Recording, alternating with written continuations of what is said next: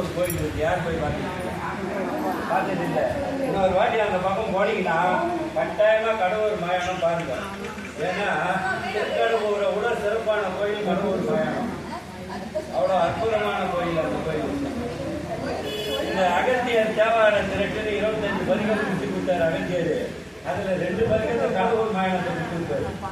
கடவுளை பற்றி கொடுக்க மாட்டாரு, கடவுள் மயானத்தை கொடுப்பாரு.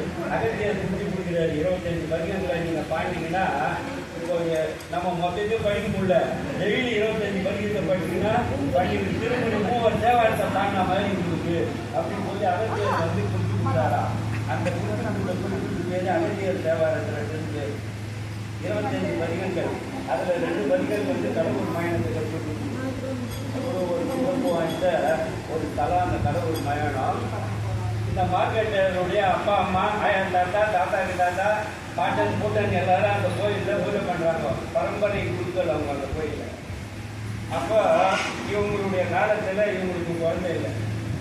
எல்லாரும் ஒரு வாரிசாக ஒவ்வொருத்தவங்க வந்துருந்தாங்க. இவங்களுக்கு 2 பேருக்கும் வாரிசே இல்லையா. இறைவன்கிட்ட போய் முறையிடுறாங்க, பகவானை எங்களுக்கு பிற்பாட்டி இந்த இடத்துல பூஜை செய்யணுமே, அதுக்காகவாது ஒரு வாரிசை எங்களுக்கு கொடுக்குறாங்க அப்படின்னு சொல்லி கணவனை மனைவிமார் 2 பேரும் இறைவன்கிட்ட கெஞ்சுறாங்க.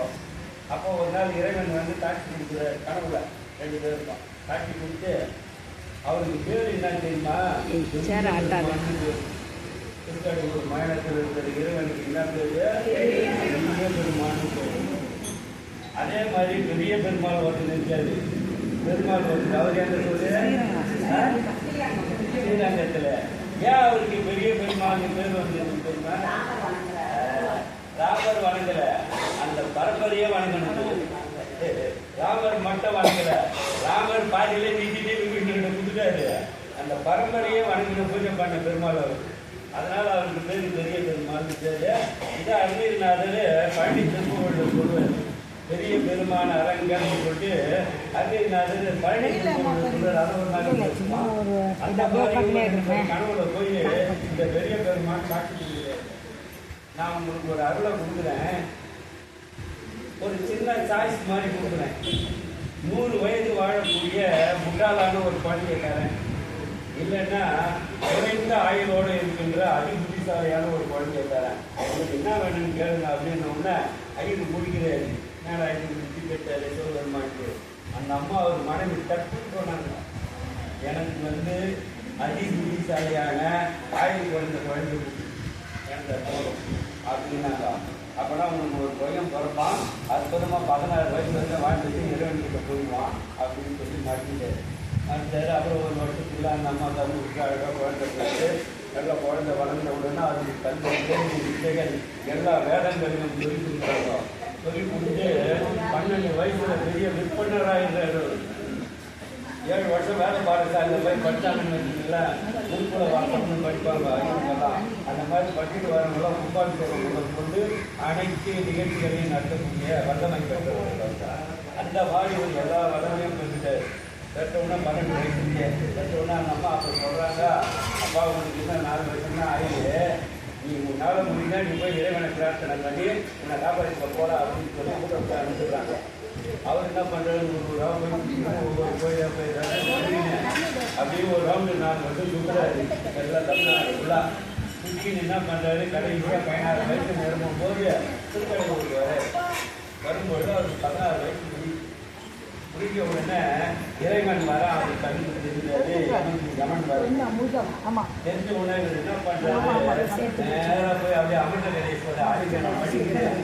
அப்படியே நமசிவாயா நமசிவாயா நமசிவாயா நமசிவாயா எல்லாருக்கும் வருமா, யமன் வந்து பார்த்த கையில வீசுறானா நமசிவாயா மந்திரம் வச்சுதான்.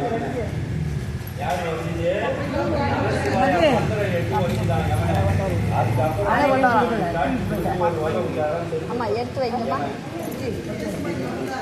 முதல்ல இறைவன் யமனை உதவியாரு நமசிவாயாங்கிற மந்திரமா சம்பந்தர் சொல்றாரு. இதை கொஞ்சலும் போட்டியும்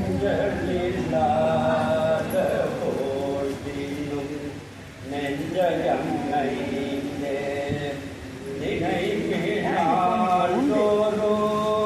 பஞ்சகமற்று அடி வாழ்த்த வந்த கூற்று வஞ்சகம்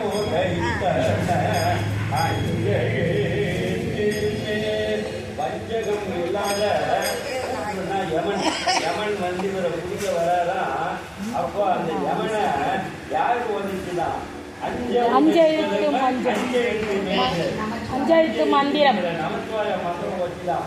அப்புறம் சிவபெருமான் வந்தார், ஒரே வாரம் விட்டாரு. யாரு நம்ம பெரிய புட்பால் பேர் விடுற மாதிரி விட்டாரு, செத்துட்டான். அவர்தான் தீர்ந்து போயிடுச்சு. மறுபடியும் மாதிரி ஒரு உதவ விட்டாரு. யாரு பார்க்கற யாரடா வந்து குடிக்கிறேன்னு செத்துட்டான் ஒரே வண்டியே.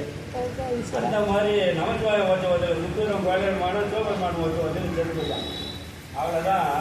எல்லாம்னா இப்போ இந்த பூமியில யாரும் சாகவே இல்லாமல் போயிட்டாங்க. எல்லாம் 120 150 வயசு வரைக்கும் வாழறாங்களா? சாவே கிடையாது. எதுவும் முடியாமல் இல்லையா?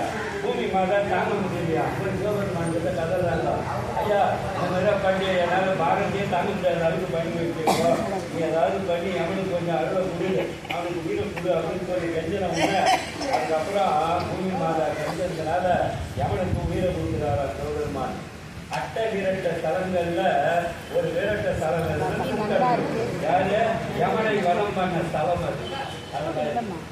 அப்புறம் யமனுக்கு உயிரை கொடுத்து காப்பாற்றி கொள்ளாரா, இனிமேல் உனக்கு வந்து ஒரு கடலை, என்னை வணங்கும் மரியாதைகளை நீ தொடக்கூடாது, மரியாதைகளை மற்றவங்களை மட்டும்தான் நீ எட்டு போனோம். ஆனால் என்னுடைய அடியார்களை என்னுடைய பூதப்படைகள் வந்து என்ன பண்ணுமா, காதில் நமசிவாய மந்திரத்தை ஓடி நம்ம அப்படியே ரெக்க கட்டி பறக்க வைக்கிட்டு போகிறாங்க பாரு தேவகன்னியர்கள். அந்த மாதிரி பறக்க வைக்க கையாளத்தில் இருக்கும் போய் சிம்மாசனத்தில் உட்கார வைப்பாங்களாம். சிம்மாசனம் கோயிலாமாரியும் வனஜாமாரியும் ஏன்னா இந்த வயசுல பாருங்கல்ல, பெரிய விஷயம் இதெல்லாம். போட்டி